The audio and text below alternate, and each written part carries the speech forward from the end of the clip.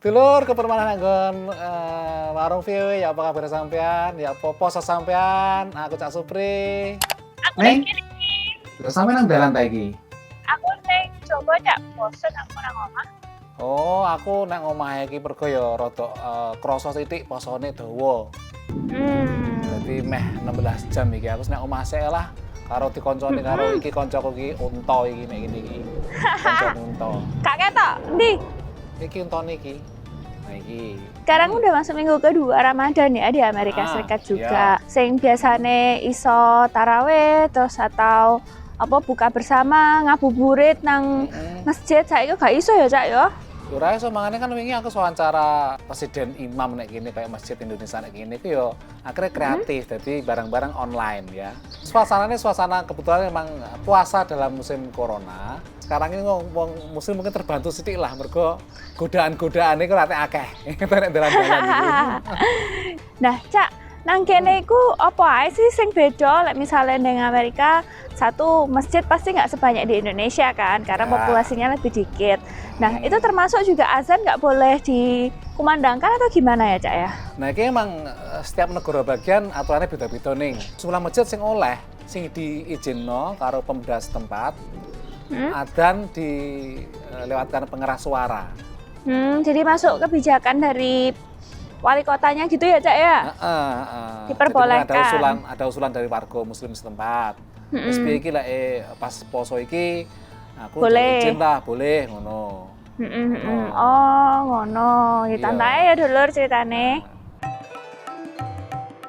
Seperti umat Islam di banyak kota di Amerika Serikat dan juga di seluruh dunia, Muslim di Minneapolis, negara bagian Minnesota, melakukan ibadah puasa Ramadan dan sholat di rumah saja tahun ini, mengikuti aturan pembatasan sosial dalam rangka mencegah penyebaran COVID-19. Allahu Akbar, Allah. Tapi tahun ini juga, setidaknya Muslim setempat yang mayoritas berasal dari Somalia bisa mendengar suara menyejukkan bagi mereka.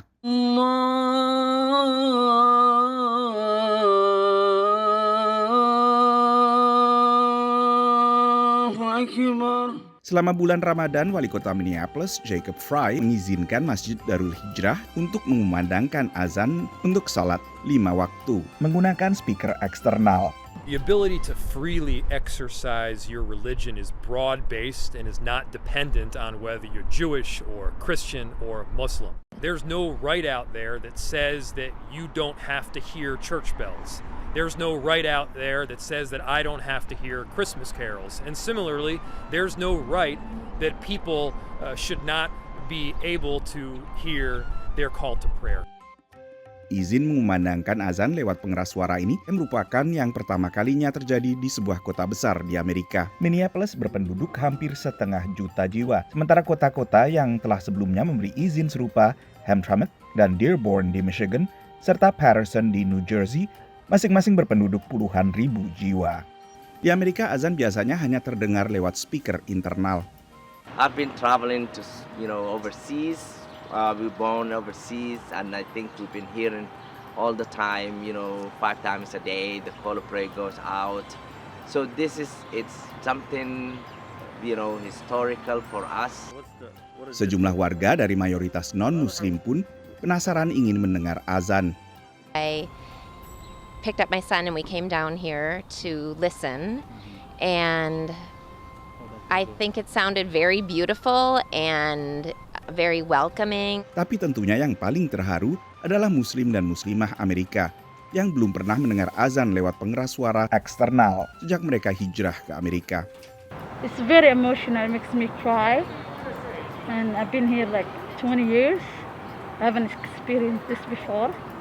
So it's really, really emotional. Puluhan ribu Muslim Somalia tinggal di Minneapolis, menjadikan kota ini konsentrasi terbesar diaspora Somalia di AS. Mengikuti anjuran Pemda dan pemuka agama setempat, selama bulan suci Ramadan kali ini, mereka melakukan sholat tarawih di rumah dan kajian keagamaan lewat aplikasi pertemuan video virtual seperti Zoom dan Teams. Dari Minneapolis, Minnesota, demikian laporan tim VOA. Nah, mari kene Cak Su mau kemana Cak? Tadi kemana? Aku ini metu. Jadi aku pengen belanja barang-barang kebutuhan pokok sembako dan lain-lain nanggon toko halal.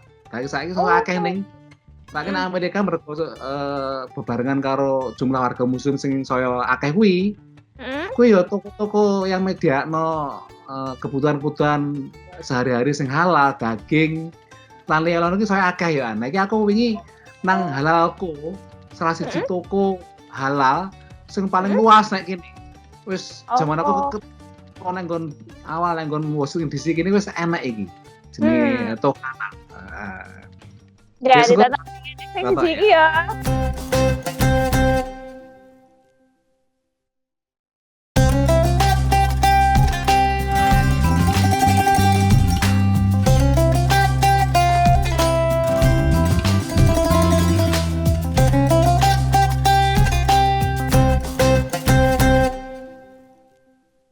Lah, Dulur, iki sing jenenge toko halalku nang nggon daerah Falls Church, Virginia. Nah, Dulur, saiki jenenge toko-toko sing nyediakno barang-barang utawa panganan halal iki akeh nang Amerika. Mungkin jumlahe wis ewonan mergo warga muslim nang Amerika ya saya akeh jumlahe. Tapi halalku iki Dulur, iki mungkin sing paling toko sing halal sing paling lawas nang nggon daerah Virginia kene. Kawit aku nek kene 20 tahun kepungkur, kuwi wis enek. Dhisik nggone ra nek kene, mangane nggon daerah Virginia rada kidul ngono. Saiki pindah rene.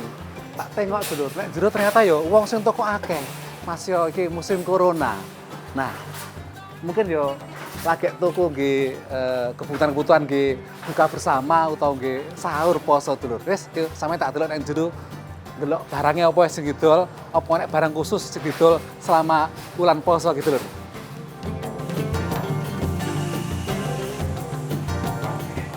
Aku wis kudu masker nek njero iki persyaratan ya. Terus nggawe kaos tangan barang karo sing duwe, karo manajer kan nggawe kaos tangan. Iki buah-buahan ya. Terus iki bagian ono makanan sing diawetno nek kene iki. Nah, iki nek sampean pengen golek kurma ya. Kurma nek kene iki dulur. Nah, iki mezol dates dari toko Palestina dulur iki dulur ya. $12 siji, wis toko siji. Iki kangge sewulan cukup iki. Tinggi takjil lur ya. Toko siji. Kayak tulisan please maintain 6 feet jadi ana jarak fisik ya dulur. Ora deket-deketan mergo virus corona ya. 6 feet sekitar 1 meteran lah ya. Iki bagian sing penting dulur. Ini nggon daging halal dulur. Kene iki ya. Nek kene iki nggon ayame yo halal kabeh iki. Terus nek kono kae daging pedus utawa daging sapi nek kono kae lagi dipeceli nek kono kae. Ndas pedus dulur. Iki ndas pedus iki dulur. Susu, yogurt. Oh, iki keju. Waduh, saya tak jajal siji. Aku kira radian keju, radian susu dulur. Tapi bojoku ketok seneng sak tokone iki. Kiri. Mereknya kiri ya, kiri kanan. Kiwa nengen. Keju saka daerah Timur Tengah dulur. Barangnya lengkap nek kene iki wis. Toko daging, buah-buahan, sayur kabeh halal kabeh nek kene. Wis kene wis. Sampean tak jak ngobrol karo manajer kene iki. Arep takon aku barang apa sing laris sing dituku wong sak suwene Ramadan iki. Terus yo aturane piye? Mergo saiki zamane virus corona iki, apa aturan khusus sing go wong pengen tuku nek kene kaya apa? Because right now you know that is like in coronavirus. Do you have any special arrangement how people have to come into the store and then Yes, of course. I mean, we are making sure that we're following all the guidelines as prescribed by the Virginia government. We want to make sure that people are following social distancing. We have, I'm sure you've seen throughout the store, we have multiple signs recommending people to stay 6 feet apart. And we encourage people as much as we can. Near the cashiers, you'll see that we have blue strips about 6 feet apart from each other to make sure people follow that and make sure people are in the line to have everybody else shop comfortably. Other than that, when we feel that there's a lot many people in the store, we make sure that people are standing outside in line and everybody is let in one by one. And before people come inside the store, we are making sure we are disinfecting their cars and making sure their hands are sanitized. So we are spraying them and making sure everybody feels comfortable. and what stuff that most people buy here?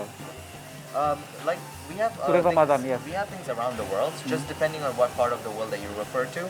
Like I can tell you khishta. Khishta is a cream that a lot of people like. A lot of people from Middle East, they like to eat it. So we have khishta, we have semolina.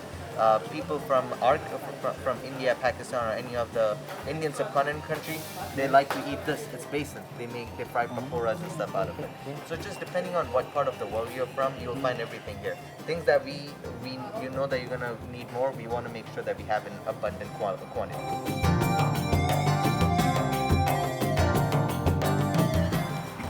Wes dulur. Wes sik. Mencolot. Kacamataku.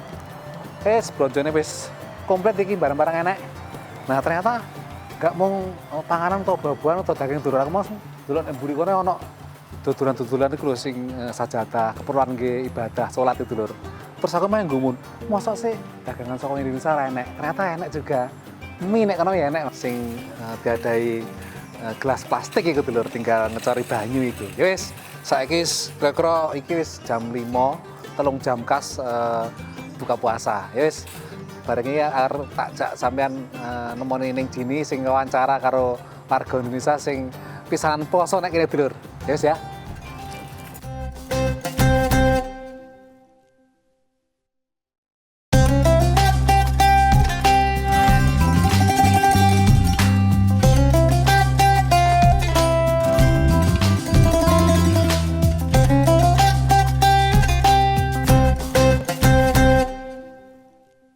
Pintar resepnya ya. Nah dulur, sapa sing ngira lan ngarepno ana sing jenenge virus corona ya to? Termasuk koncoku sing jenenge Cak Rifan lan Ning Bani iki. Mereka berdua iku jek tas pindah tekan Indonesia, terus mari ngono saiki kudu ngadepi bulan poso, iku dhewean ada tekan keluargane, terus di tengah-tengah pandemi virus corona gawe mereka iku susah lapo-lapo.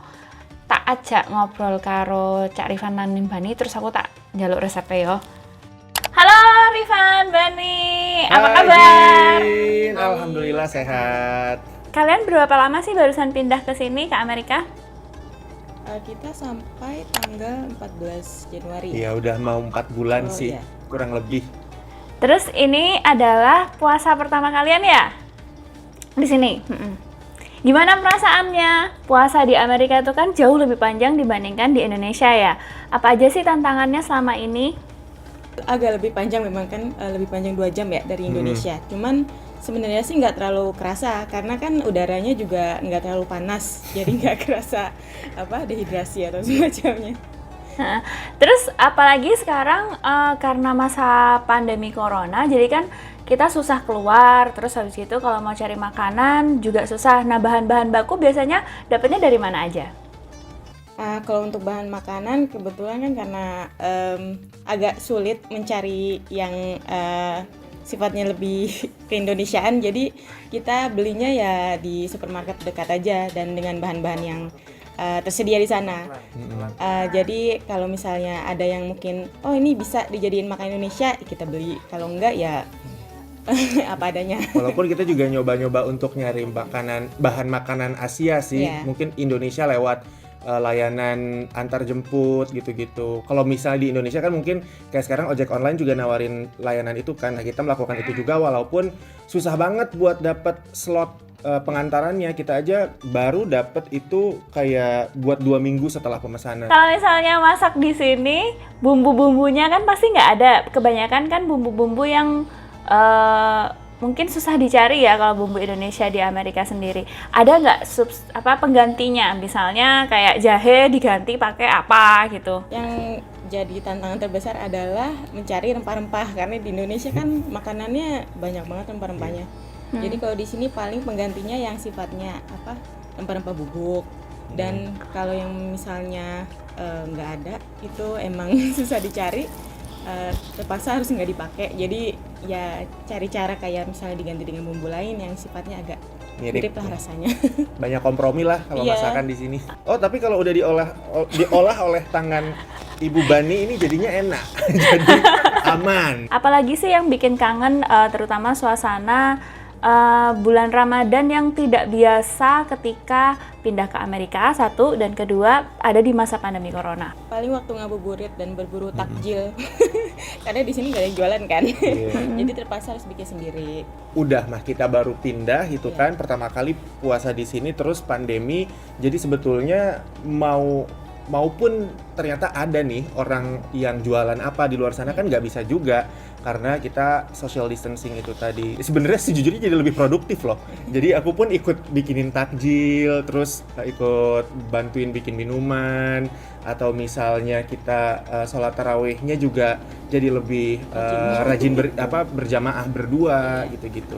Kalau biasanya kan kadang jadi harus sendiri-sendiri waktu di Indonesia, apalagi karena baru pulang kerja tuh biasanya lewat jam buka puasa. Jadi sebetulnya ada blessing in disguise-nya sisi pandemi ini. Jadi kita lebih banyak waktu barengannya. Ada nggak sih tradisi yang kalian ciptakan sendiri? Misalnya masak bareng atau gimana? Kayak misalnya kalau mau buka puasa, kita sengaja nyari tayangan yang bikin kita inget dengan suasana Ramadan di Indonesia.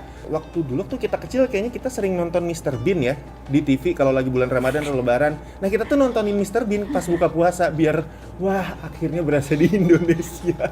Selama pandemi ini harus sering-sering nyari hikmah di balik kejadian yang kita jalani sehari-hari. Salah satunya ya ini, kalau di bulan Ramadan ya hikmahnya kita ada di rumah jadi bisa lebih sering bareng sama keluarga dan bisa beribadah dengan lebih khusyuk. Oke, makasih Bani. Jangan lupa resepnya ya. Nanti aku minta kita masak-masak bareng. Semoga kita cepat selesai dari wabah ini. Terus kita bisa masak-masak bareng. Terus kita bisa makan-makan bareng lagi. Makasih. Nah, dulur emang bener ya. Saiki emang masih urip rondo angel ono nek pandemi virus corona, terus mari ngono bulan Ramadane gak iso nang ndi. Akeh tradisi-tradisi sing ora iso dijalanno kayak zaman biyen pas zaman-zaman normal. Tapi kita harus belajar untuk ngambil hikmahnya, terus gimana caranya tetap menjaga kesehatan diri sendiri dan sekitar. Mari ngene ketemu maneh kalau Cak Su untuk belajar bahasa Inggris lan nonton Jagat Neko-Neko. Jadi jangan kemana-mana.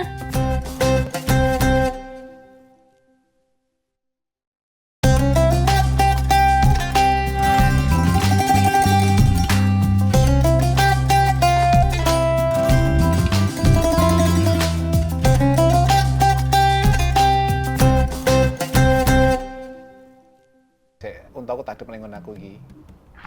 Oh, Cak, aku bingung, Cak. Aku nang ndi iki, Cak? Lho kok tengah alas ngono sampean? Makanya. Hati lho. Keblasok engko sampean iso ana jurang engko kejegur lho. Ora iso nulungi engko sepi ngono. Tolong ya gak ada wong-wong ya. Lah padha sepi. Heeh. Ya, ginilah di Amerika akeh hutan kota. Sampai lek meneh tolong-tolong gak ditolongi, bingung wong lek bahasa Inggris, bahasa Jawa tolong lho, ora ngerti sapa iku tolong-tolong. Help ya. Help baru wong mau melayu nulungi sampean. Ya udah, belajar bahasa Inggris dulu ya, Cak ya. Heeh. Welcome to English in a Minute. A bud is a young flower that has not yet opened. So, what do you think this American idiom means? Nip it in the bud. Listen to these friends talking. My new neighbor is driving me crazy. She keeps coming over to my apartment uninvited. And then she will not leave. Oh, you need to nip that in the bud. Just tell her to call before coming over. Or just don't answer the door. If you nip it in the bud, you stop something from becoming a bigger problem. Nip means to cut. So if you cut a flower while it is still a bud, it cannot grow any bigger. When you nip something in the bud, you stop it from growing. And that's English in a Minute. Nah dulur, saiki gilirannya Jagat Neko-Neko.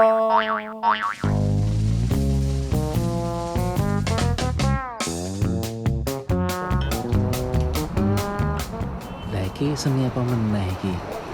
Ya iki lho, karya seni instalasi seniman jalanan Nelson nang kutha St. Petersburg, Rusia. Seni instalasi sing digabung karo seni graffiti iki wis pirang-pirang sasi dadi salah siji atraksi turis. Tapi mergo diprotes karo tangga teparo, karya seni jalanan iki kudu dibongkar lur. Lan temboke kudu dicat balik kaya asline. Sing protes iku kondo, masih ana turis Karya seni iki ngrusak pemandangan sekitar. Memang iki karya seni semrawut lur.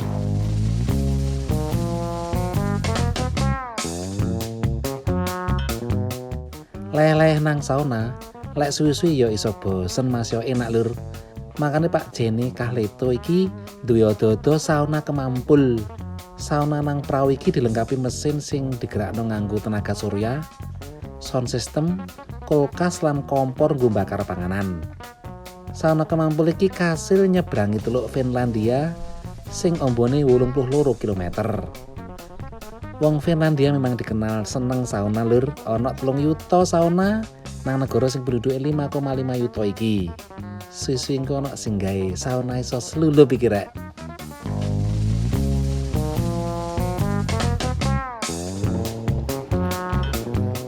Penggemar berat sepur nang Rusia, Pavel Cilin, kelakon mujudno impene duwe miniatur sepur sing iso mlaku nang mburi omah. Kretone iki gawe dhewe lan masih cilik sedeng ditumpaki dekne.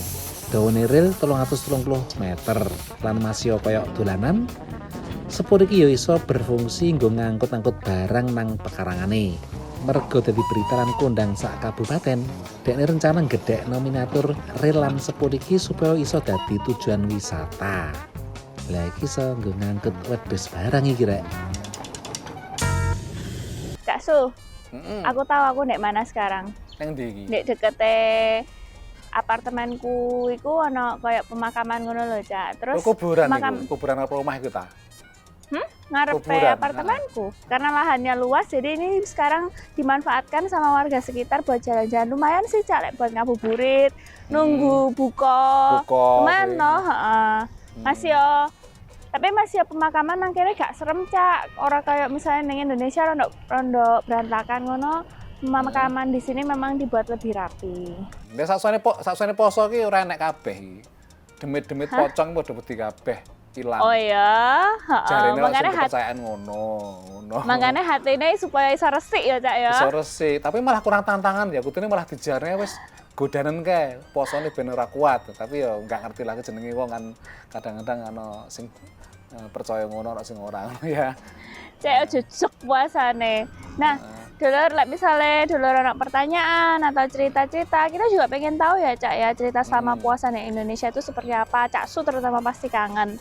Langsung aja mampir ke Facebook kami di Warung VOA. Nah, ngon email, ngon warung@voanews.com. Lah, aku teko omah, ketemu maneh ngarep dulur, aku Cak Supri ya. Aku yang sini. Dadah. Dadah.